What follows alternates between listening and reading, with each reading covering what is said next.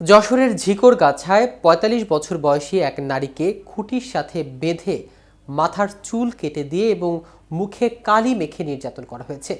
তার বিরুদ্ধে তাবিজ কবজ করে সম্পর্ক নষ্টের চেষ্টার অভিযোগ তোলা হয়েছে। রোববার বিকেল থেকে রাত পর্যন্ত উপজেলার বেনেআলী গ্রামে এই ঘটনা ঘটে। বিস্তারিত থাকছে প্রতিবেদনের বাকি অংশে।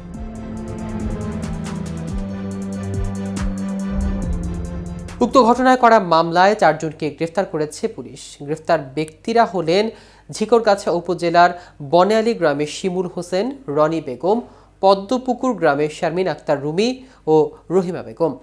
সোমবার দুপুরে আদালতের মাধ্যমে তাদের কারাগারে পাঠানো পুলিশ।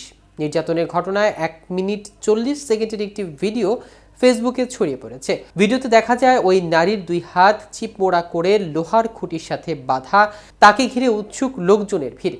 ৪ জন বিভিন্ন বয়সী নারী হাত বাঁধা ওই নারীকে জাপটে ধরে রয়েছে। একজন জোর করে ওই নারীর মাথার চুল কেটেছে। চুল কাটার সময় ওই নারীর মাথা নিচু করে চিৎকার করেন। চারপাশে থাকা বিভিন্ন বয়সী নারী পুরুষ হাততালি দিয়ে এমন পরিস্থিতি উপভোগ করছেন।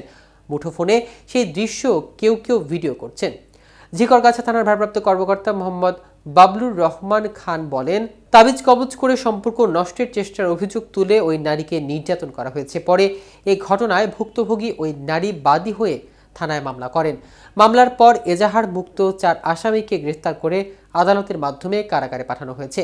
এদিকে রাজধানীর দক্ষিণখানে এক কিশোরীকে অপহরণের পর সংঘবদ্ধ ধর্ষণ করে হত্যার চাঞ্চল্যকর ঘটনার রহস্য উদ্ঘাটন সহ ঘটনায় জড়িত ২ জনকে গ্রেফতার ও ভিকটিমের বস্তাবন্দি মরদেহ উদ্ধার করেছে ডিএমপির দক্ষিণখান থানা পুলিশ।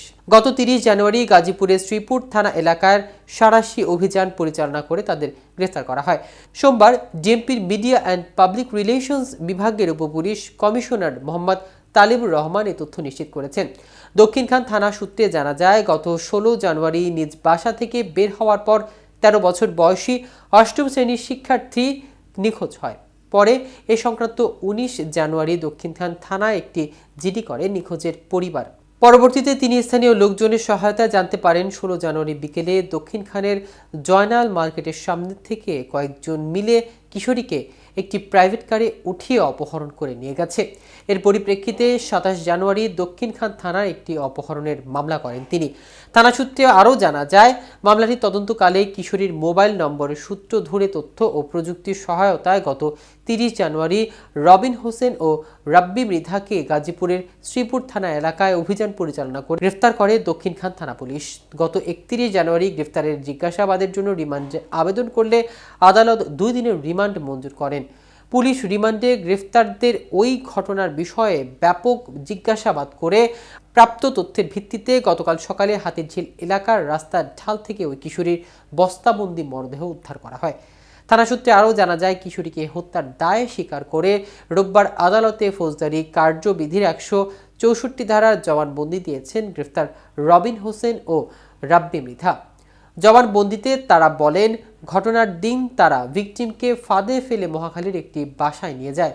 এরপর তারা ভিকটিমের হাত পা ও মুখ বেঁধে ৫ জন মিলে ধর্ষণ করে। এতক্ষণ আমাদের সাথে থাকার জন্য অসংখ্য ধন্যবাদ। কেটিভি নিউজ 24 এর সাথে থাকুন।